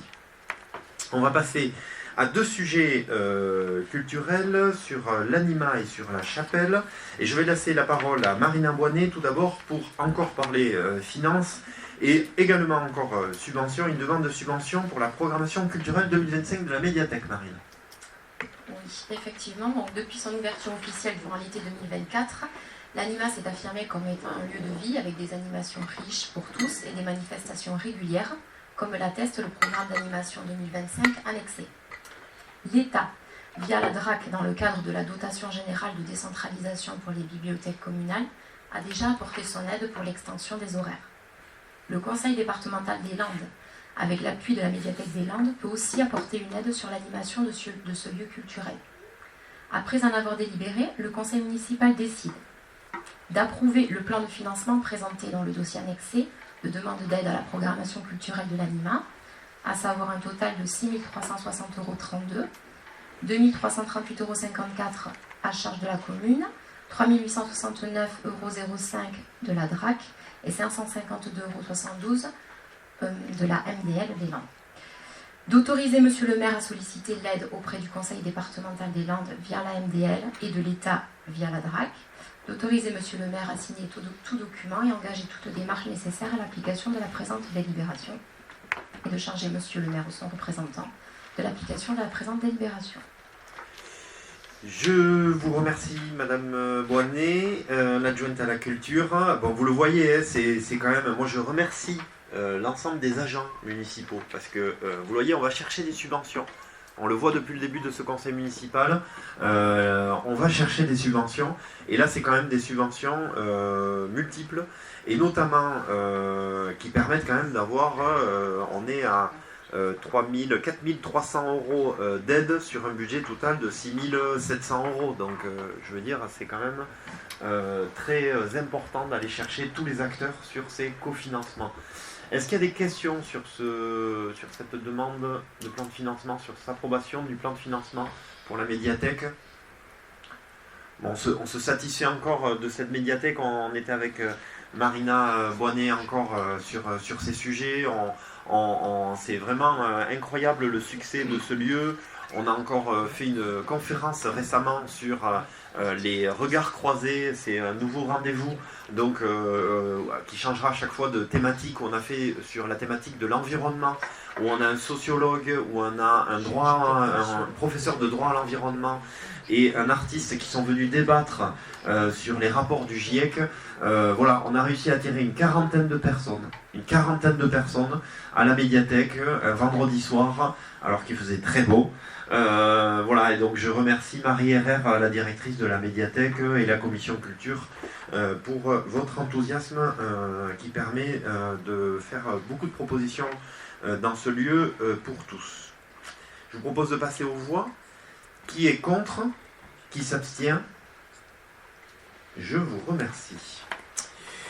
On va évoquer un sujet culturel qu'on avait déjà évoqué dans cette instance, mais là c'était pour valider une volonté politique autour de la chapelle. Tout le monde la connaît, la volonté politique, puisque ça fait de longues années qu'on l'évoque en commission culture, mais du coup il fallait une délibération. Et là aussi, c'est une délibération pour aller chercher des subventions. Donc, Marina Boinet pour l'approbation du projet de la chapelle. Oui, effectivement. Donc nous allons évoquer la chapelle du quartier neuf, donc cet ancien édifice religieux, familial, bâtiment construit à la fin du 19e siècle, qui a été désaffecté, laissé à l'abandon, puis réhabilité en 2005 à la suite d'un incendie. Le projet de l'équipe municipale a été très clair, effectivement, depuis le début de notre mandat. Nous désirions en faire un lieu structurant de notre ville, un lieu municipal identifié culture. Il a fallu en premier lieu en devenir officiellement propriétaire. Cela n'a pas été simple, mais nous y sommes parvenus. Depuis, la chapelle a accueilli de nombreux événements et cela nous conforte dans notre volonté d'élaborer une politique culturelle diversifiée et partagée, avec une programmation et un agenda culturel proposant des actions fortes à destination de différents publics de la commune ainsi que du territoire du Seigneur. La chapelle fait partie intégrante avec l'anima de notre projet culturel pour la ville de Saint-Martin-de-Seignances. Notre volonté est de rénover et d'aménager la chapelle pour la transformer en tiers-lieu culturel, avec le triptyque création, médiation et diffusion. De la création pour accompagner les artistes en résidence dans leurs projets, de la médiation avec les scolaires, les maisons de retraite, les ZAD, la petite enfance, favorisant ainsi l'apprentissage, la découverte, les échanges et enfin de la diffusion. Notre objectif est d'en faire un lieu modulaire, ouvert, pratique et accessible, permettant d'accueillir de nombreux types d'activités, concerts, théâtres, conférences, expositions, spectacles vivants. Le projet est de respecter le bâti existant en le magnifiant et en l'intégrant dans le quartier et dans son environnement immédiat. En faire un lieu de vie et de partage qui favorise les rencontres et les échanges entre les différentes composantes sociétales et générationnelles de la population.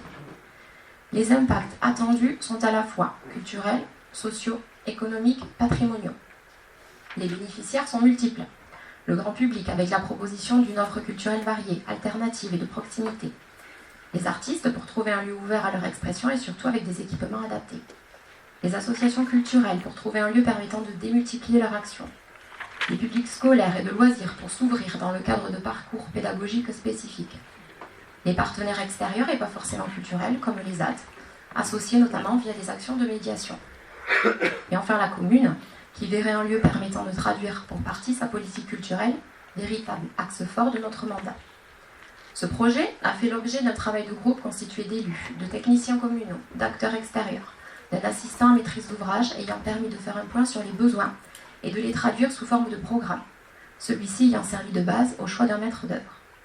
Dans le cadre des démarches citoyennes organisées par la commune, un conseil citoyen participatif spécifique au projet a été composé avec tirage au sort d'habitants, soit 4 élus, 4 personnes ressources et donc 4 citoyens. Sa mission étant de réfléchir, d'apporter sa vision et d'émettre des préconisations pour l'ensemble du projet, comme cela s'est fait sur d'autres équipements comme l'anima. Des conseils ont aussi été sollicités auprès d'opérateurs culturels, de partenaires techniques, des contacts ont été pris et des visites avec des structures semblables ont été faites. Le programme établi par un assistant à maîtrise d'ouvrage a ainsi défini le principe d'une réhabilitation de la chapelle en tant que salle de spectacle proprement dite et de l'ajout d'une extension pour apporter les éléments nécessaires à son fonctionnement. L'élaboration et le financement du projet s'appuient aussi sur des partenaires institutionnels habituels, que sont la communauté de communes du Seignance, le conseil départemental, le conseil régional de Nouvelle-Aquitaine, le GAL, le Pays d'Orlando-Océane pour les fonds européens, et l'État, mais aussi la Fondation du patrimoine, éventuellement du mécénat. Le fonctionnement de ce lieu n'est envisageable que dans le cadre du réseau des partenaires culturels locaux, départementaux et régionaux, ce lieu ayant vocation à rester un équipement communal. L'objectif en termes de calendrier est un dépôt de permis de construire durant l'été 2025, avec un début des travaux durant l'hiver 2026. À ce stade, le projet est estimé à 1 380 000 € hors taxes. Après en avoir délibéré, le conseil municipal décide d'approuver le principe d'engagement du projet de réhabilitation et extension de la chapelle du quartier neuf en tant que salle culturelle et tiers-lieu artistique, d'autoriser M. le maire à engager toute démarche nécessaire à la réalisation du projet et signer tout document afférent, d'autoriser M. le maire à solliciter tout financement nécessaire à la réalisation du projet, d'autoriser M. le maire à lancer dans le cadre du code de la commande publique les consultations des marchés nécessaires à la réalisation de l'opération, d'autoriser M. le maire à signer toutes les demandes d'autorisation relatives aux procédures d'urbanisme afférentes à cette opération, et enfin de charger M. le maire et Madame la maire adjointe en charge de la culture, communication, tourisme de l'application de la présente délibération. Merci Marina pour cette présentation complète. Est-ce qu'il y a des commentaires ou des questions pour Marina sur ce sujet? Oui.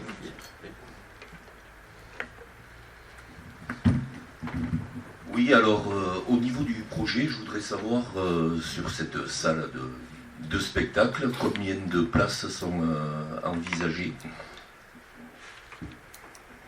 Alors, comme j'ai pu le dire, effectivement, Oui, c'est bon. on en veut un lieu modulaire qui s'adapte à tout type de spectacle. Donc sur des places assises, on a à peu près environ une centaine de places assises, mais sur un concert, on peut faire entrer beaucoup plus de monde. Donc voilà, en fonction des spectacles, on peut accueillir un nombre différent de personnes. Oui, Monsieur Bresson. Oui, d'abord, je voudrais remercier Madame Boinet pour son excellente présentation. C'était vraiment complet et très exhaustif. Alors, j'ai participé à la commission au cours de laquelle les 3 projets ont été présentés et j'ai trouvé que effectivement ce projet-là était le meilleur parmi les 3 projets présentés. Les 3 étaient dans le courant actuel des architectes, c'est-à-dire que on a chassé l'idée de faire de l'ancien à côté de l'ancien et on fait du moderne à côté de l'ancien. Mais c'est des 3 projets celui qui faisait le plus preuve d'humilité. C'est en ce sens qu'il était séduisant. Néanmoins, j'ai fait une observation que je voudrais refaire ici en conseil municipal. Si quand on est face à la chapelle, on a une transparence totale sur la chapelle, et effectivement, c'est plutôt joli. Quand on arrive de Bayonne, on a une ouverture sur un bâtiment qui est très très massif et qui va grandissant vers la chapelle. Je pense qu'il y a des documents annexés qui permettent de se rendre compte. Et ce que je crains, c'est, puisque j'ai déjà entendu cette observation, alors pardonnez-moi l'expression, elle n'est pas de moi, c'est celle qu'on m'a rapportée. Ça sera comme une baleine. Et j'ai eu l'occasion. Là vraiment, on hésite qui ça peut être, vraiment. J'ai eu l'occasion. Non mais je ne sais pas qui l'a formulé. Oui, non, nous non plus. Mais c'est bien, si vous pouviez me le dire, ce serait. Oui. Jouez pas. J'ai eu l'occasion en commission de dire que ce désagrément, parce que je pense que c'est un désagrément et en tout cas un risque de critique, pourrait être assez facilement limité en plantant des cyprès le long de la façade, ce qui viendrait casser de façon verticale cette ligne horizontale qui a une certaine vigueur, on va dire. Voilà, écoutez, c'est tout ce que je voulais dire. Je vais dire ce que j'ai dit samedi matin, Monsieur Bresson. combien il y a d'édifices audacieux en matière architecturale sur la commune? 0. On fait partie d'une commune, mais c'est c'est pas du tout une critique, hein, c'est plus un constat. On fait partie d'une commune où on n'a jamais eu cette possibilité, parce que pour plein de raisons, il n'y a pas eu, comme on le dit régulièrement, de geste architectural. Là, il y a un geste architectural. Tout le monde est d'accord dessus. Le geste architectural, il plaira à certains, il déplaira à d'autres. C'est fait pour ça. L'architecture, comme la culture, elle est faite aussi pour justement se positionner, avoir une émotion, se douter, être content, être heureux, se questionner. Et bien là, ce qu'on voulait, c'est que ce lieu-là, culturel, soit accompagné d'un geste architectural. On est tous d'accord, on le voit également quand on rencontre différents acteurs culturels, ils ont tous le même ressenti de l'importance d'accompagner un lieu comme celui-ci d'un geste architectural. Après, vous avez tout à fait raison, l'insertion paysagère qui accompagnera ce lieu, elle est importante, je partage tout à fait. On a commencé à y travailler, il y a encore du travail sur cela, mais en tout cas, c'est sûr que là, il y a un geste architectural, mais moi, ça me va bien, qu'on tente, qu'on surprenne, qu'on ose. Allons-y, c'est justement tout le sens depuis le début du mandat. Je peux vous dire que oser, j'ai dû le prononcer un nombre de fois très important avec mon équipe municipale. Osons, c'est comme cela qu'après, derrière, on a des habitants qui nous disent qu'on est sur un territoire dynamique. Et je trouve que c'est important de oser en matière architecturale. Et d'autres territoires et d'autres lieux nous le prouvent, je pense, spontanément, avec une construction en bois au parc, à la Benne, pour ceux qui n'y ont pas encore été, allez-y. C'est tout en bois, ça pouvait surprendre aussi, ça pouvait heurter certains, ça en heurte sûrement encore, mais c'est fait pour cela. Oui. Juste une réaction. Je partage tout à fait votre vision de l'architecture et des objectifs de l'architecture en général. Néanmoins, il n'y a rien de pire pour un architecte que de voir son œuvre qui était là pour marquer le temps démolie avant sa disparition.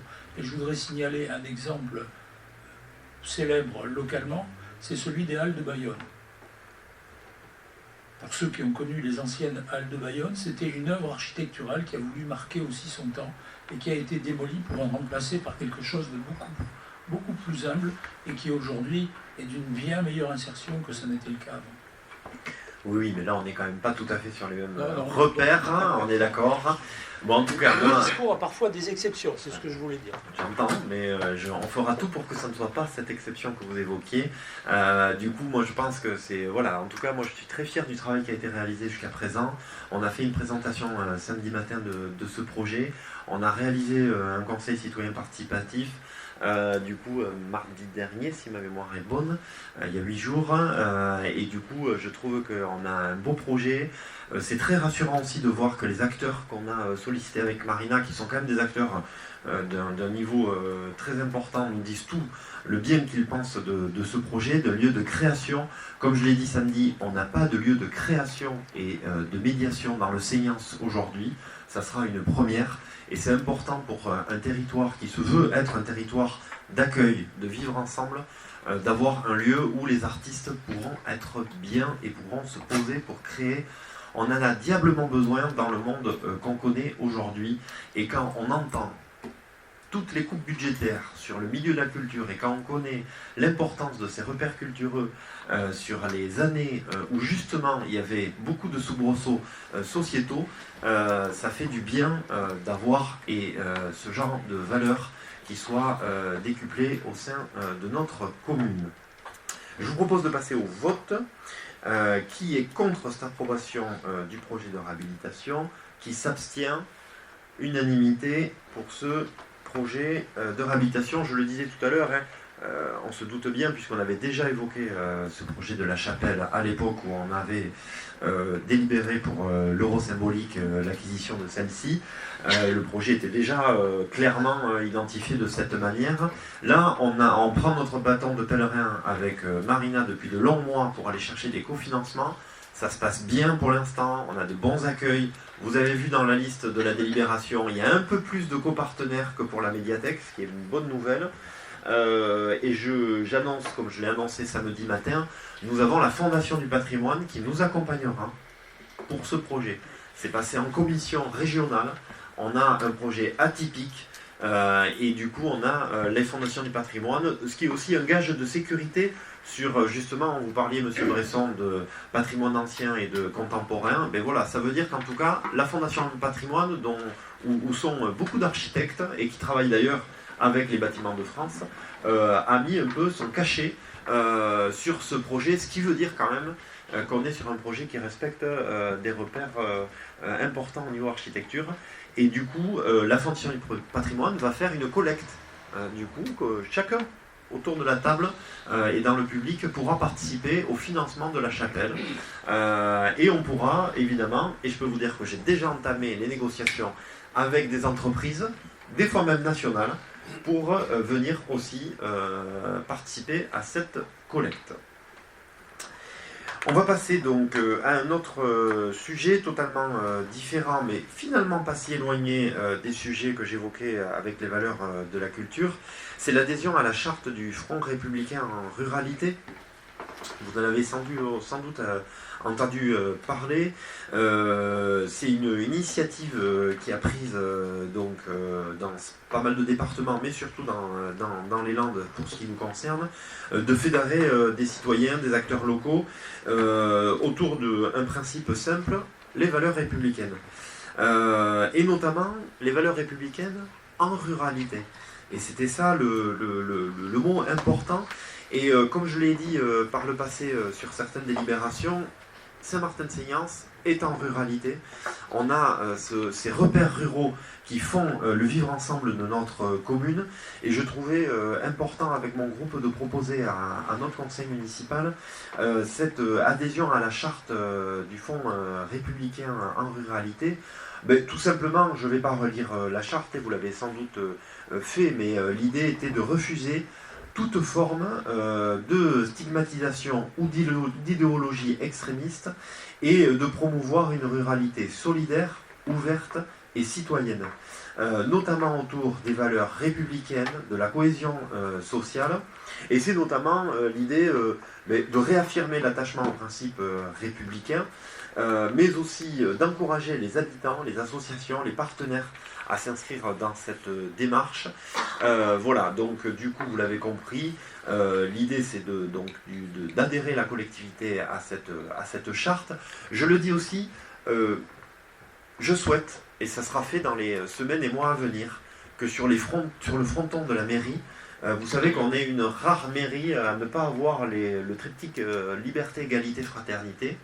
Je veux qu'on ait ce triptyque qui soit mis en avant sur le fronton de notre mairie.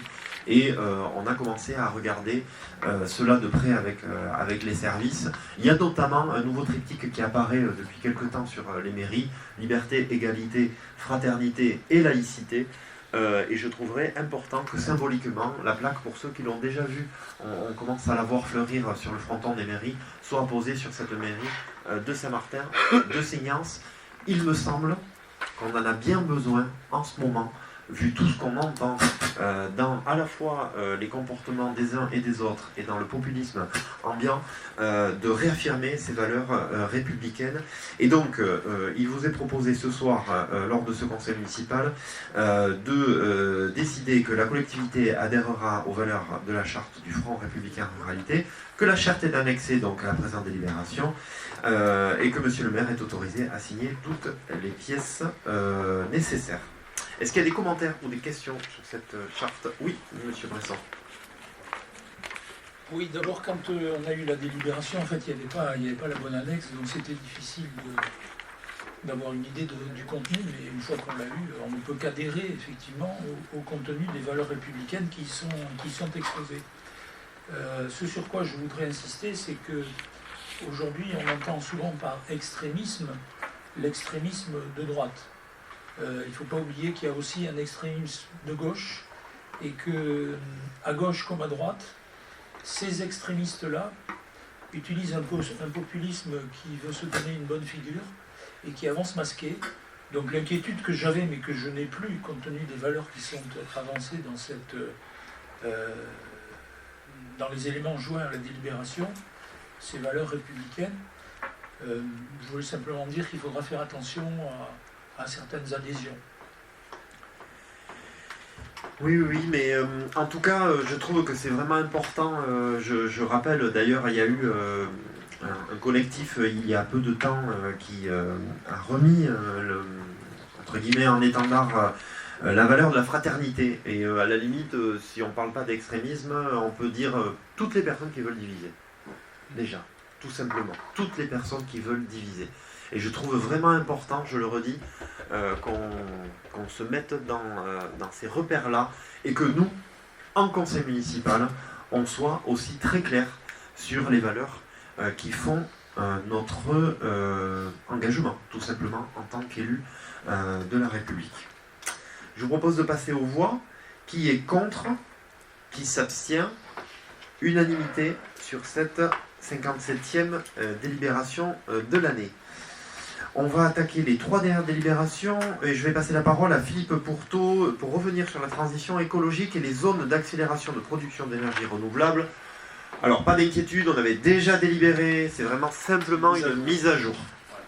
Ouais, il s'agit d'une mise à jour en fait, c'est la concertation des gestionnaires d'aires protégées qui a été rajoutée à cette délibération. Donc la communauté des communes du Séance a indiqué que l'ensemble des gestionnaires des aires protégées sur la commune a été sollicité pour avis sur les zones d'accélération.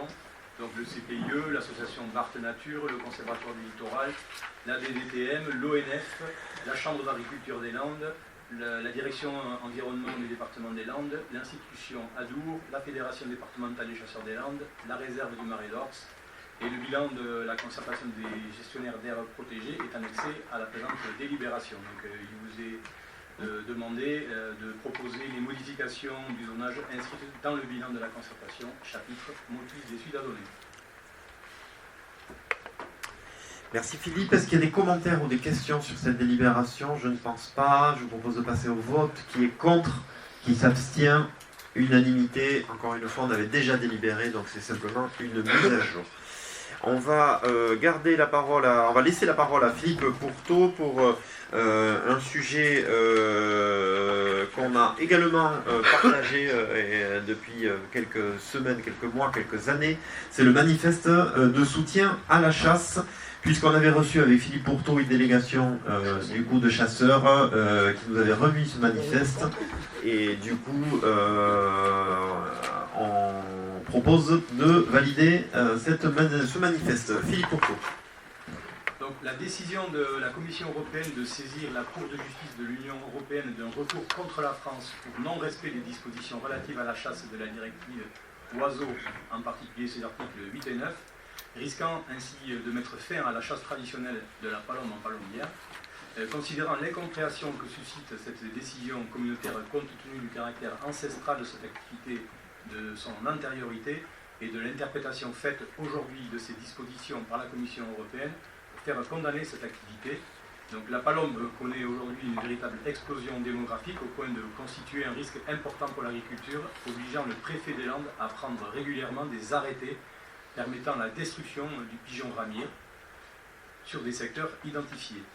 Considérant l'importance et l'attachement de nos populations à cette pratique développée au sein de notre réseau associatif local porteuse de valeurs de vivre ensemble, donc il vous est demandé ici donc, de demander instamment que le Premier ministre intervienne en défense sur ce dossier auprès de la Commission européenne pour s'opposer à la saisine de la Cour de justice de l'Union européenne, de demander que la stratégie de défense soit construite en collaboration avec les services du ministère de Transition écologique, de la Fédération nationale des chasseurs, de la Fédération départementale des chasseurs des Landes, d'émettre un avis défavorable sur la décision de la Commission européenne de remettre en cause la chasse aux pigeons ramiers, au filet, d'apporter un soutien sans réserve en faveur de la chasse de la palombe au filet, en palombière, activité synégétique ancestrale pratiquée au cœur de nos territoires, et de se dire solidaire de l'ensemble des communes qui émettront un même avis.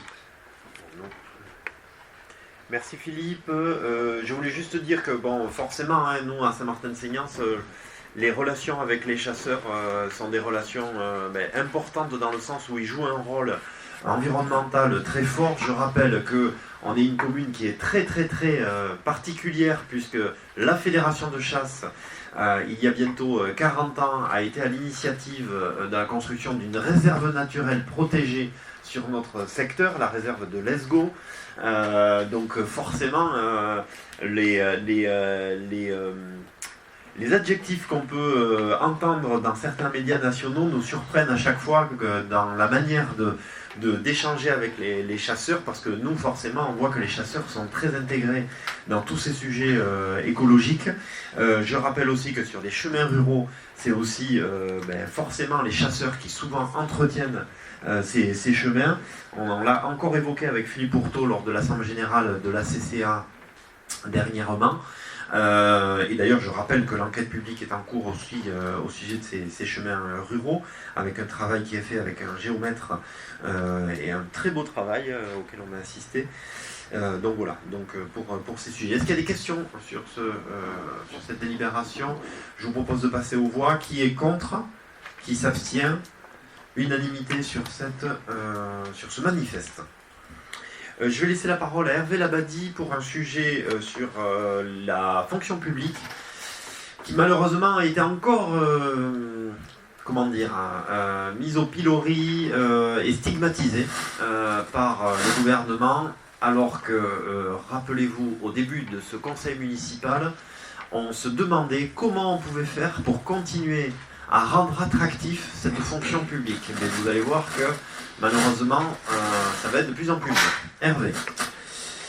L'article 189 de la loi de finances du 14 février 2025 est venu modifier les dispositions de l'article L822.3 du Code général de la fonction publique en réduisant l'indemnisation du traitement des fonctionnaires durant les 3 premiers mois de leur congé maladie ordinaire à compter du 1er mars 2025. Désormais, en cas d'arrêt maladie ordinaire, après prélèvement du jour de carence, les agents de la fonction publique seront rémunérés à hauteur de 90% du traitement indiciaire et de leur indemnité, contre 100% auparavant. Présentée comme une mesure de rationalisation des dépenses publiques, cette réforme vient remettre en question des acquis sociaux fondamentaux et pose plusieurs problèmes majeurs, tant sur les mesures de protection sociale qu'en matière de reconnaissance du travail des agents publics, voire d'attractivité de la fonction publique. Cette mesure, qui prévoit 300 millions d'euros d'économies pour chaque versant de la fonction publique, soit 900 millions au total, est profondément injuste et vient réaliser des économies sur les agents malades et fragilisés. Elle remet en cause les acquis sociaux, car le non-remboursement des arrêts maladie des agents n'est pas une mesure d'économie. C'est une régression sociale majeure. La diminution de cette prise en charge a des conséquences importantes sur les agents des collectivités, au premier rang desquels les agents de catégorie C. Cette diminution de la prise en charge du traitement indiciaire s'accompagnera d'une diminution des indemnités et primes qui sont indexées à la rémunération principale. D'autant que les agents en arrêt maladie subissent déjà une perte de revenus liée à l'application du jour de carence. Cette situation vient dégrader un peu plus la situation des agents publics dans un contexte de fragilité sociale marqué par des années de crise. Elle vient à nouveau accroître la précarité des agents territoriaux et placer certains agents dans des difficultés financières accrues. Cette mesure véhicule une image délétère des agents publics, sous-entendant que ces arrêts maladie sont de complaisance. Pourtant, les arrêts maladie sont signés et accordés par un médecin. Ils sont donc liés à une situation qui nécessite ponctuellement un arrêt de travail. Cette mesure accroît le risque que les agents viennent travailler tout en étant malades, générant les possibilités de contagion auxquelles seront soumis l'ensemble des agents de la collectivité, avec de possibles conséquences sur la continuité du service public. Au lendemain du triste anniversaire de la pandémie de Covid-19, cette réforme est irresponsable. Elle applique de surcroît une double peine pour les agents publics, à la fois physique et financière. Les mesures pour lutter contre l'absentéisme sont d'abord liées aux conditions de travail et à la reconnaissance des agents et du sens de leur mission. Continuer à les stigmatiser dans un contexte de baisse des moyens alloués et de diminution des effectifs publics ne viendra pas renforcer cette situation. Cette mesure est d'autant plus incompréhensible qu'elle fait suite à des mesures bienveillantes avec la mise en place de la réforme de la protection sociale complémentaire dans la fonction publique territoriale depuis le 1er janvier 2025 pour la prévoyance, et après 2 années marquées par la revalorisation du point d'indice du fait de la grave crise liée à l'inflation. Encore une fois, c'est l'attractivité de la fonction publique et de son statut qui est mise à mal. La diminution de la prise en charge est un facteur de désincitation supplémentaire dans un contexte où les administrations peinent déjà à recruter. Au lieu de créer une soi-disant équité entre le public et le privé, cette mesure représente un désavantage supplémentaire par rapport au secteur privé, pour lequel les salariés sont globalement mieux payés et pour lequel un grand nombre d'employeurs assurent aux salariés le droit à un maintien de salaire intégral en cas d'arrêt maladie du fait de très nombreux accords de branche et d'entreprise. Alors que le 12 mai 2025, le Bureau des relations avec la collectivité locale est venu préciser à travers une lettre d'information que les collectivités territoriales ne peuvent pas délibérer pour maintenir à 100% le traitement indiciaire et les indemnités des agents en cas d'arrêt de maladie.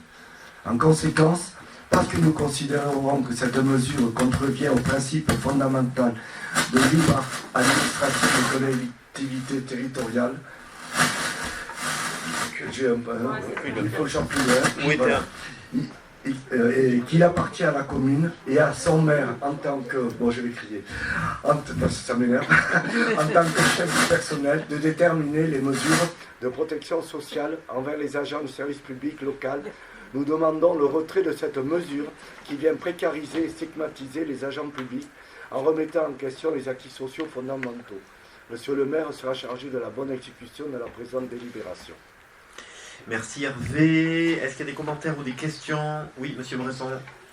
Oui, bien évidemment, je suis totalement d'accord avec ce qui a été dit. Néanmoins, je trouve que les arguments qui sont avancés aux articles 1 et aux articles 2 ont une valeur juridique, à mon avis, très limitée.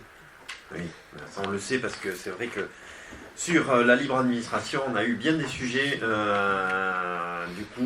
mais il n'empêche que voilà, moi je le redis, je trouve vraiment très dérangeant cette opt-in,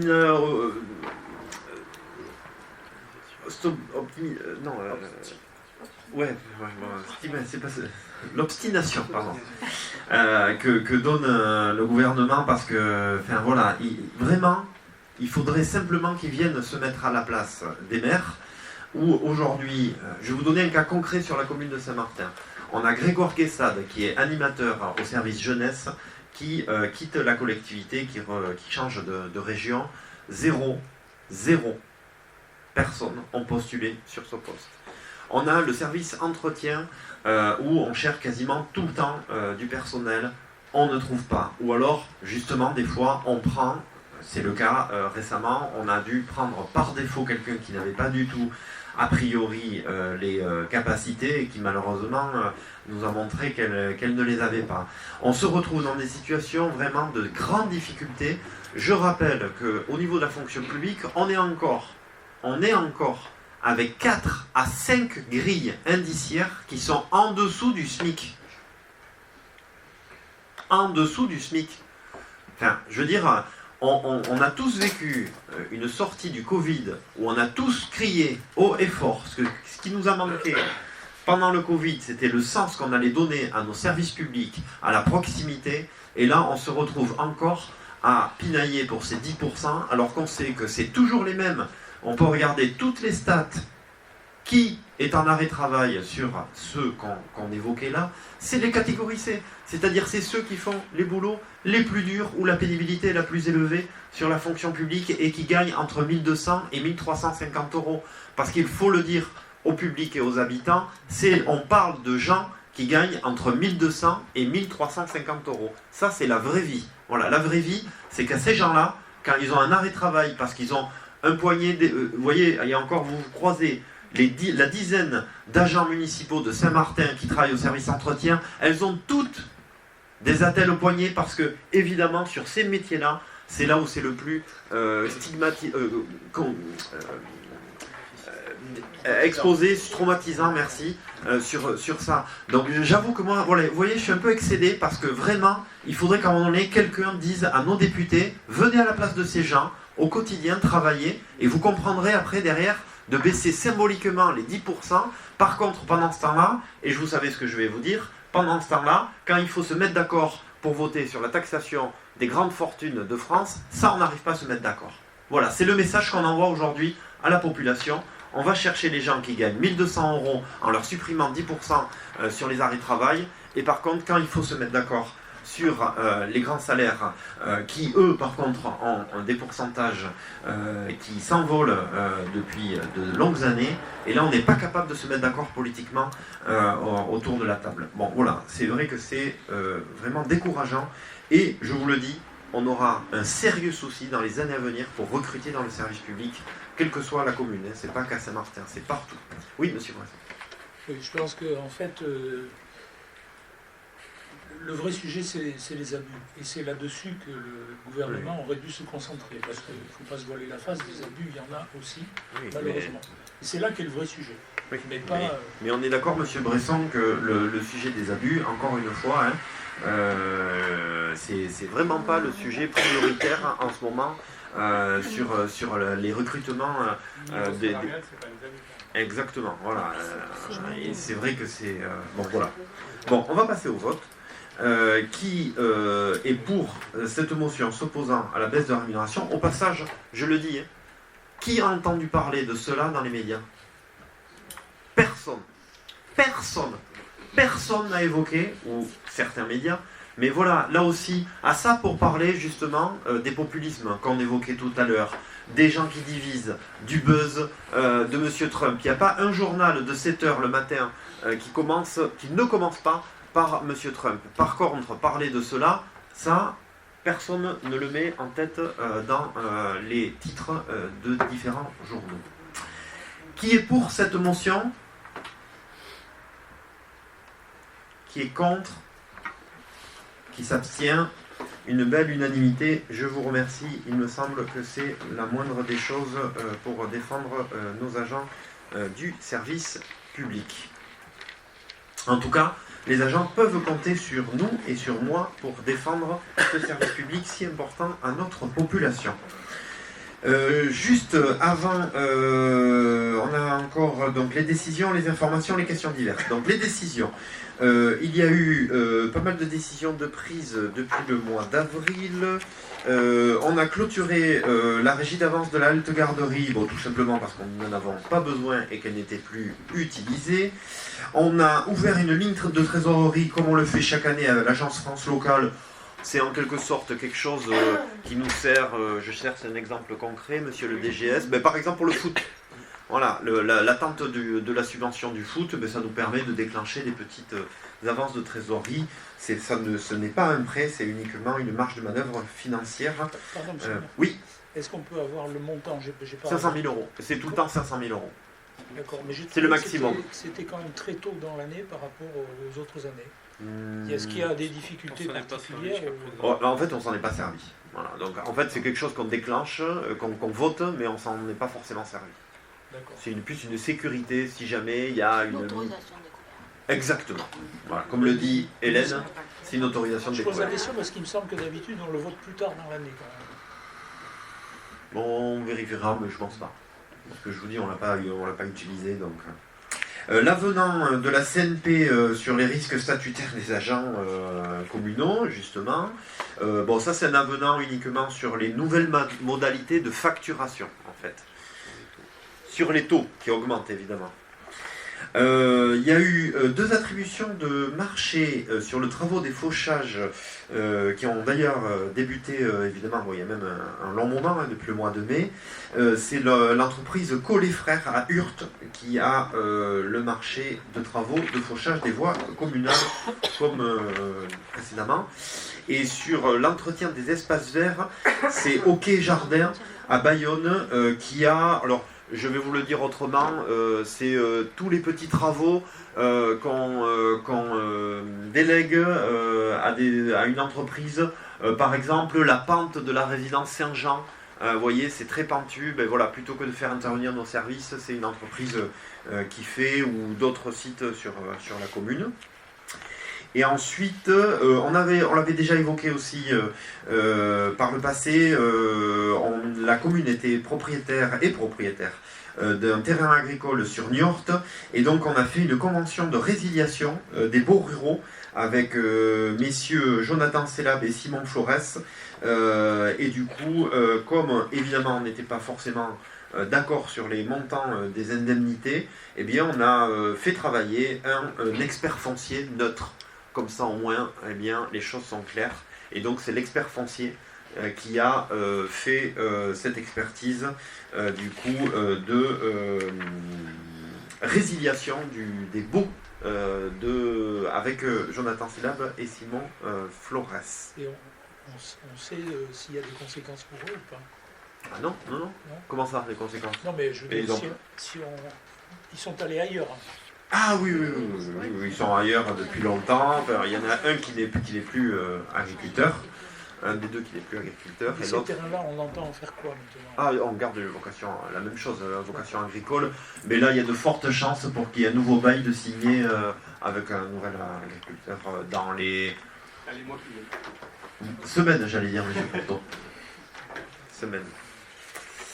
Juste pour vous dire, vous avez reçu, alors c'est pas de notre fait, je le précise parce que ça pourrait paraître presque rigolo, vous avez vu les rapports du SIDEC 2023.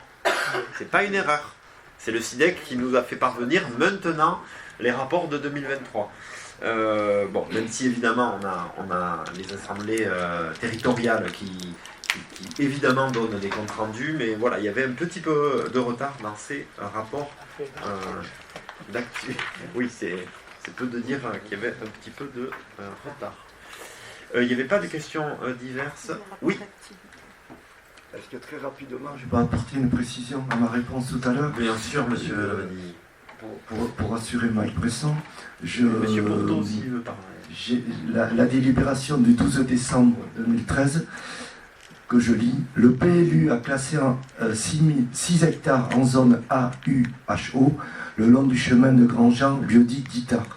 Cette zone sera taxée à 20% et joint à la délibération un extrait de zonage du PLU qui englobe expressément la propriété tirée aux chênes dans son intégralité. D'accord, mais le périmètre qui a été rajouté ne va pas au-delà de cette zone-là. Alors, en tout cas, c'est ça, ma question. L'interrogation, c'est que le lotissement qui est construit maintenant, il est bien dans cette zone AUHO. Mais le périmètre qu'on a rajouté, nous, dans le cadre de la modification du PLU,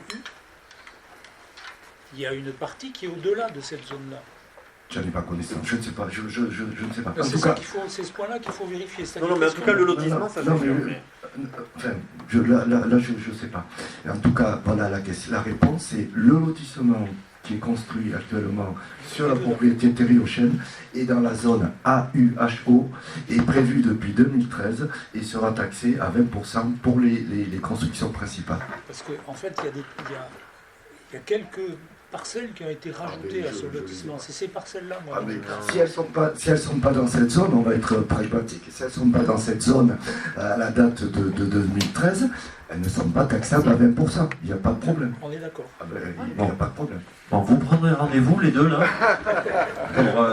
pour continuer d'en parler. C'est juste un point à vérifier. Monsieur Porto.